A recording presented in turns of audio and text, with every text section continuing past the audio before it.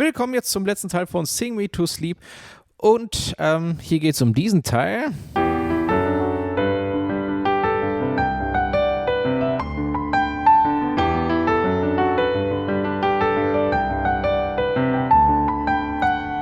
Ja, das wird auch nochmal wiederholt. Wie du siehst, das ist relativ komplex, relativ schwer auch.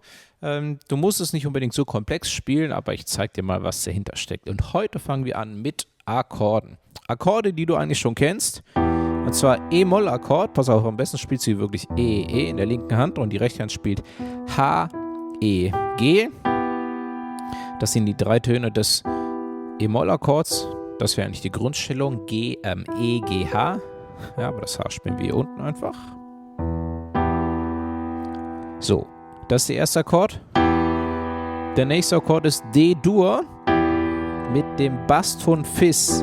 Das heißt, die linke Hand geht hier einmal hoch auf das Fis. Die rechte Hand geht vom E-Moll aufs D. D, Fis, A.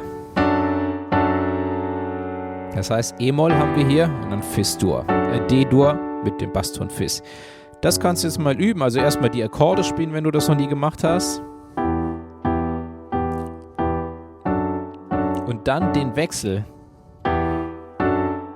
Der muss nämlich relativ schnell geschehen. Wenn du das so noch nicht spielen kannst, ganz wichtig, bitte alle Töne hier gleichzeitig anschlagen, nicht so. Ja, das können wir im nächsten Schritt machen, aber schön. Alle gleichzeitig.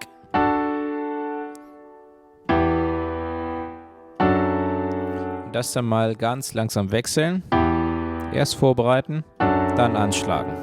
Vorbereiten, anschlagen, vorbereiten, anschlagen. Und im Idealfall klappt es irgendwann bam, bam, so schnell. Aber aufpassen, nicht wie ich gerade schon andere Töne mitnehmen, sondern schön sauber anschlagen. Wieso lege ich da so viel Wert drauf?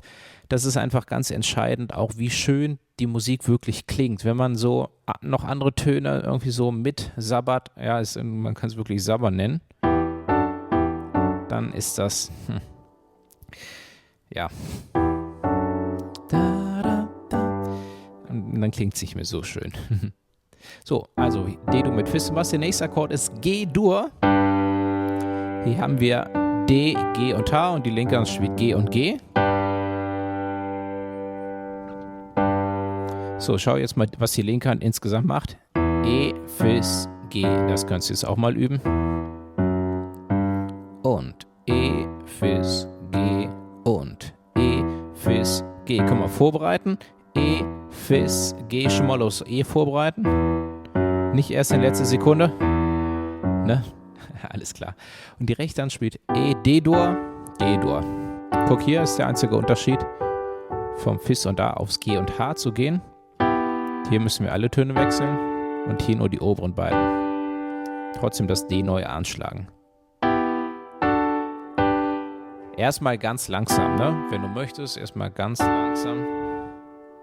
Vielleicht auch noch langsamer, aber die Zielgeschwindigkeit sollte dann sein, wenn du es 250 Mal wiederholt hast.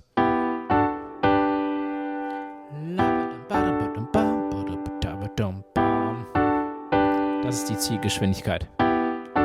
Das ist auch der Zielrhythmus. Bam, bam, bam. Und bam, bam, bam. Und.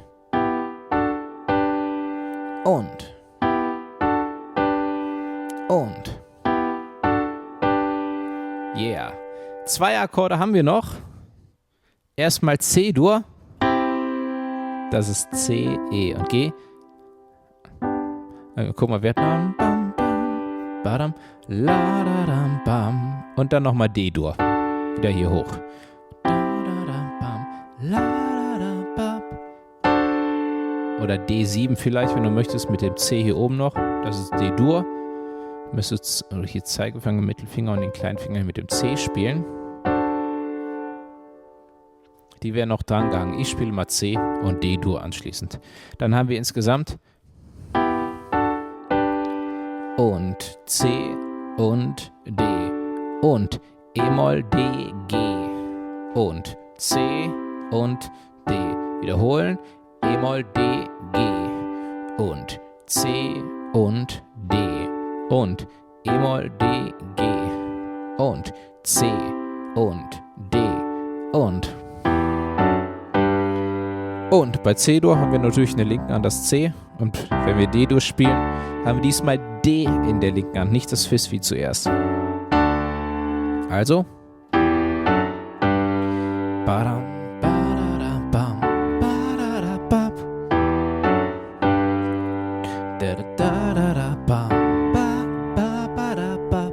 Ja, was ich gerade dazu noch ein bisschen gesungen habe, ist die Melodie, die dazu gespielt wird.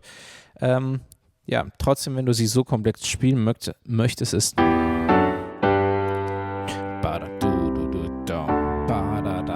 das ist eine ganz wichtige Basis.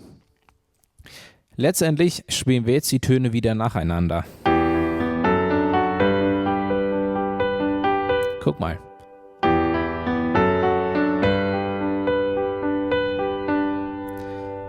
Nacheinander. Badadam, badadam, badadam, badadam, badadam. Badadam, badadam, badadam, badadam, badadam. Oder mit dem Fingersatz, den du vorher hattest.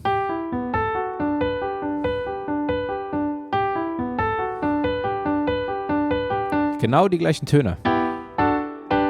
Nur nacheinander von oben. Und der obere wird stärker betont. La-da-dam, ba-da-dam, ba-da-dam, ba-da-dam, ba. Und übrigens beim letzten G-Dur-Akkord nur das allererste H wird stärker betont, die anderen danach was leiser.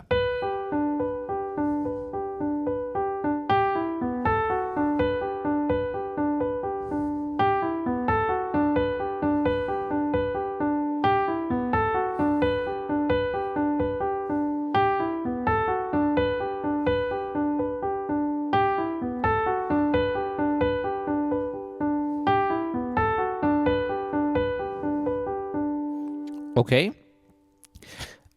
das ist erstmal der Aufgang. So klingt es mit Pedal, so klingt es ohne.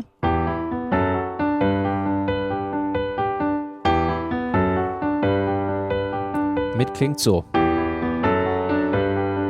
Das Pedal drücke ich bei jedem neuen Akkord und bei jedem neuen lasse ich es wieder los und drücke es wieder. Also jetzt, jetzt, jetzt.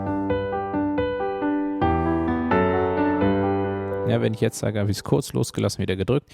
Jetzt, jetzt, jetzt.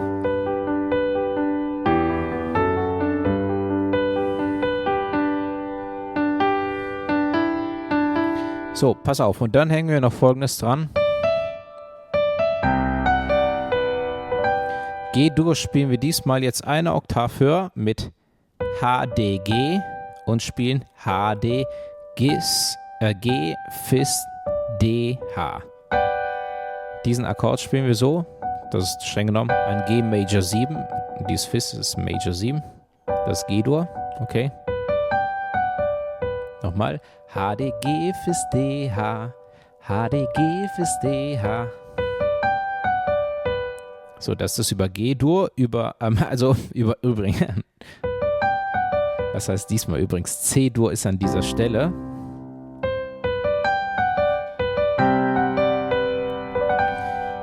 Ich könnte das jetzt mal von C-Dur, also hier oben, wenn man diese Töne allein hat, dann wäre es ein G Major 7. Es ist aber eigentlich kein G Major 7, wenn wir unten das C spielen. Das ist ja jetzt ein bisschen kompliziert. Müsste ich mal überlegen, was das überhaupt wäre. Das ist die 9. Das ist die Major 7. Das ist die Kreuz 11. Ja, es ist auf jeden Fall, wie du schon hörst, so ein abgefahrener. Relativ abgefahrener Akkord, der im Jazz benutzt wird. Guck mal, ich denke mir auch immer hier oben G Major 7, so kann ich es mir einfacher merken, aber du kannst ja auch die Einzeltöne merken. Ja. Und nämlich im nächsten Schritt denke ich mir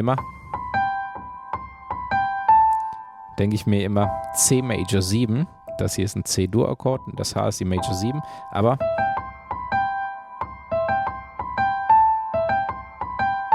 wir haben ja das D.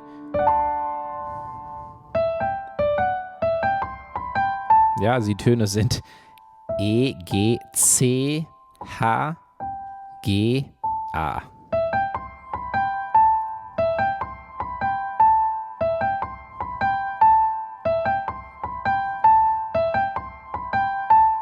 Ja, also, und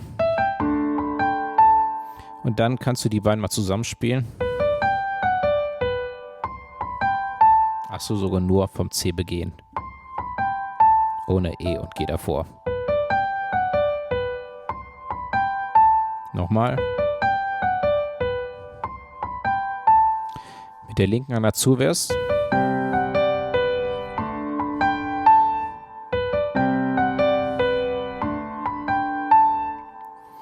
Okay, also das ist C und D in der linken Hand dazu. Komplett alles zusammen ist es.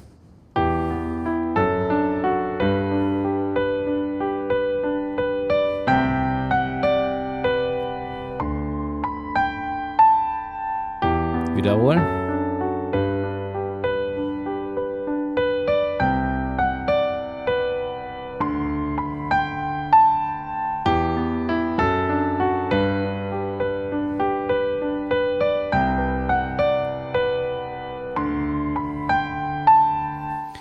So, das wird vom Prinzip her 4-mal gespielt in diesem Instrumentalteil. Ganz am Schluss wird es sogar 8-mal gespielt. Jedes zweite Mal wird variiert, und zwar der Schluss. Also das hier bleibt.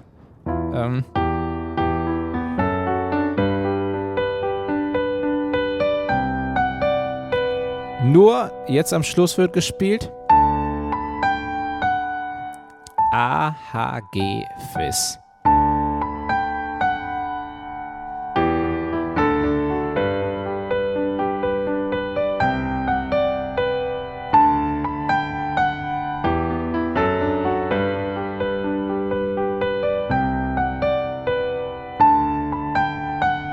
Ja, das wird beim zweiten und beim vierten Mal gespielt und beim ersten und dritten Mal wird das erste gespielt. Pass auf, alles zusammen und die Originalgeschwindigkeit ist dann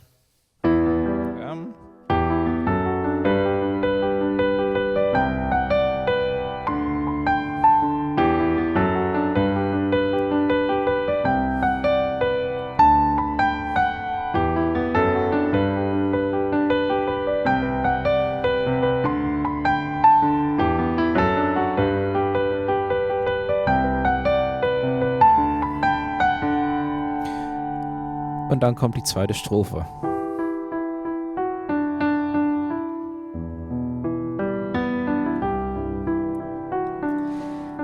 So, also wie gesagt, das war so ein bisschen tricky, aber ein bisschen herausfordernd definitiv. Ja, aber du kannst es definitiv schaffen. Ist auch eine sehr, sehr gute Übung für dein Klavierspiel, wenn du das machst.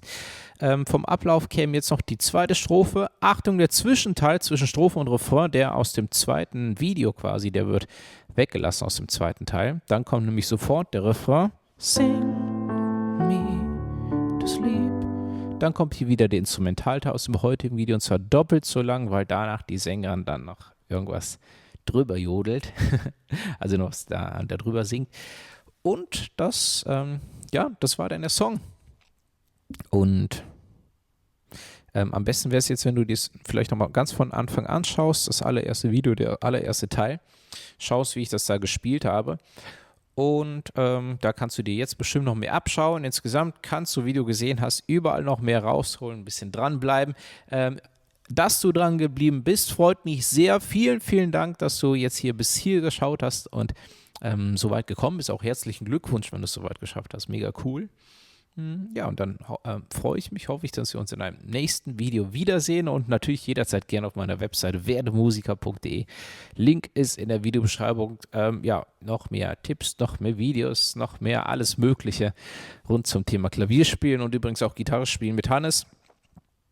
Ja, freue mich immer sehr, wenn du da vorbeischaust, aber nochmal vielen Dank, dass du hier dabei warst und bis bald. Ciao.